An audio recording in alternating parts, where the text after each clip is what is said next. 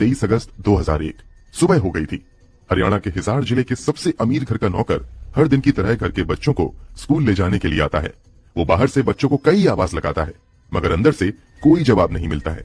नौकर सोचता है कि पिछली रात बड़ी पार्टी थी, इसलिए शायद सभी देर तक सो रहे होंगे, इसलिए वो लोगों को जगाने के लिए घर के अंदर जाता है। मगर घर के अंदर दाखिल होते ही जो नजारा उसके सामने होता है, उसे देखकर आंखें फटी की फटी रह जाती हैं। पहले उसकी नजर घर के अंदर एक लाश पर पड़ती है और एक के बाद एक उसे 8 लोगों की लाश दिखाई देती है। घर के मालिक समेत कुल 8 लोग मर चुके थे। घर में सिर्फ एक शख्स की नब्ज चल रही थी, मगर वो भी अंतिम सांसें ही ले रही थी। तो आखिर इन 8 लोगों की मौत एक साथ कैसे हुई थी? मरने वाले लोग कौन थे और इतनी बड़ी घटना को अंजाम देने वाला शख्स कौन था? जिस घर में इस घटना को अंजाम दिया गया था, वो अब किसके पास है और उसकी हालत कैसी है? जानने के लिए वीडियो में आखिर तक बने रहें। यकीन मानिए, जब आप मरने और मारने वाले के बारे में जानेंगे तो आपका दिमाग घूम जाएगा। इतनी भयावह कहानी आपने आज तक नहीं सुनी होगी। इस हत्या की वजह और भी ज्यादा भयानक थी। तो चलिए जानते हैं सब कुछ सिलसिलेवार तरीके से इस वीडियो में। ये कहानी रेलू राम पूनिया नाम के शख्स के परिवार की है। रेलू राम पूनिया का जन्म हरियाणा के हिसार जिले के परवूवाला गांव के एक बेहद ही गरीब परिवार में हुआ था।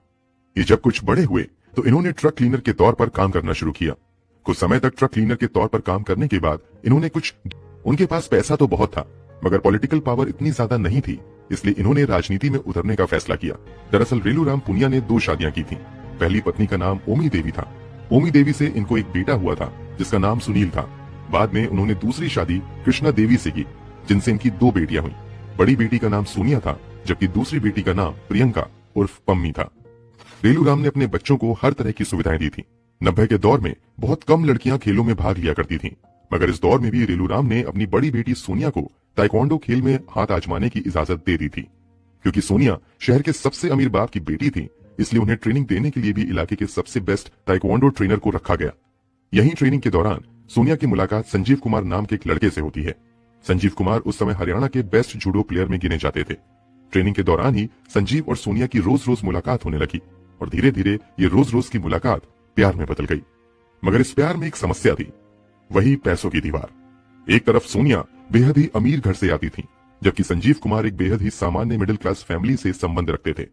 जैसे ही सोनिया के पिता को पता चला कि सोनिया संजीव से शादी करना चाहती हैं, उन्होंने इसका विरोध करना शुरू कर दिया और इस रिश्ते को खत्म करने की काफी कोशिशें की, मगर सभी कोशिशें नाकाम होती गईं और अंत में रेलू राम पूनिया को अपनी बेटी के फैसले को मानना ही पड़ा।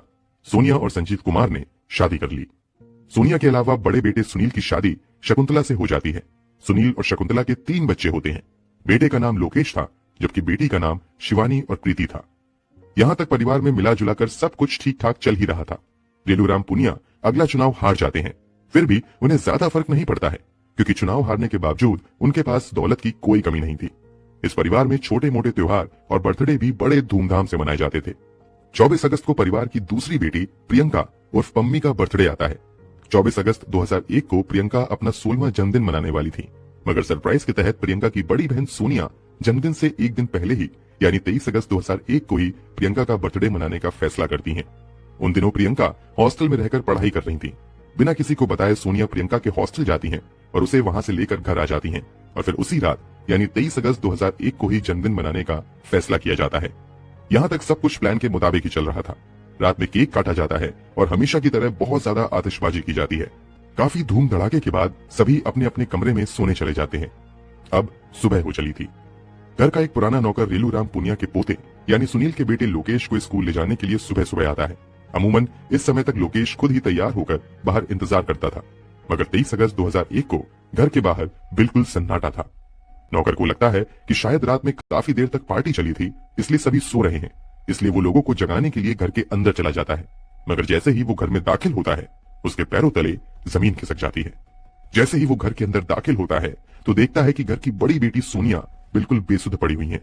सोनिया के सर से थोड़ा खून भी बह रहा था।